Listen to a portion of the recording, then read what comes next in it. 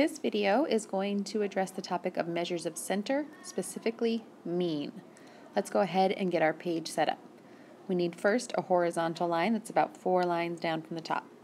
We also need a vertical line that's 5 or 6 spaces in from the left. In the top right-hand corner, we'll put our header, which will be our date and topic. Our topic is measures of center, and this time specifically mean. Our essential question today that we are trying to get out of the lesson is, what is the mean and how do we calculate it? I'll put that here at the top as well.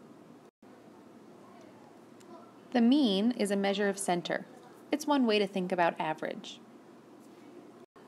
There are other 2 types of measures of center we talk a lot about, and those are mode and median.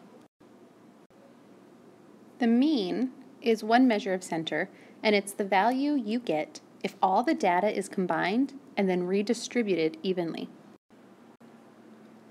I remember it as the mean because it's the meanest measure of center to calculate. You have to do a couple different operations to get your answer. In this example, we're going to find the mean number of cookies students brought to our class. First, we need to see how many each student brought. Let's say that each of these piles represents a pile of cookies. One person brought 2 cookies, one person brought 4, 1 cookie, 6 cookies, and the last person brought 2 cookies.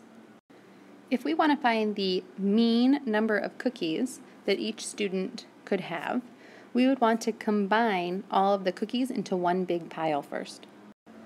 If we put them all in one big pile, we can see that there are now 15 total cookies. I know that because I put together the 2 plus 4 plus 1 plus 6 plus 2, and that gave me 15. With my 15 cookies, I now want to redistribute them among our 5 students, so I'm going to split them, meaning divide them, among my 5 kids. If I take my 15 cookies and I split them among 5 kids, we would each get 3 cookies. This is the same process we go through when we're finding the mean. We find the total sum of all of the data points, and then we divide it by the number of data points we started with. Let's do the same thing with the number of pairs of shoes people said they have.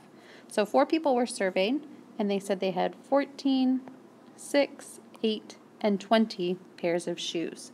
If I want to find the mean value, the first thing I'm going to do is find the total number of shoes.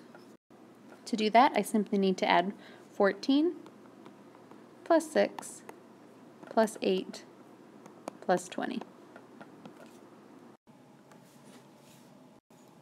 Our second step, after we know the total number of shoes, is to divide it equally among the number of data points, in this case 4. So I'm going to do the 48 shoes divided by the 4 people who were surveyed. When I divide 48 by 4, I end up with 12. So my mean is 12 shoes per person.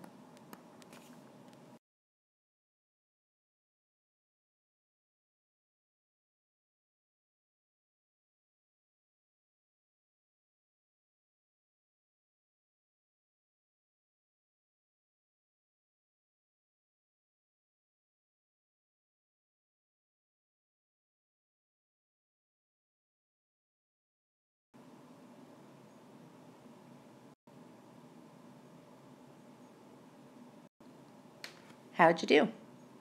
Hopefully, now by the end of the video, you have an understanding of what the mean is and how we find it. Remember to go back and check anything that might have been confusing for you, and be sure to write down any questions on the left-hand side that you want to ask when you get to class.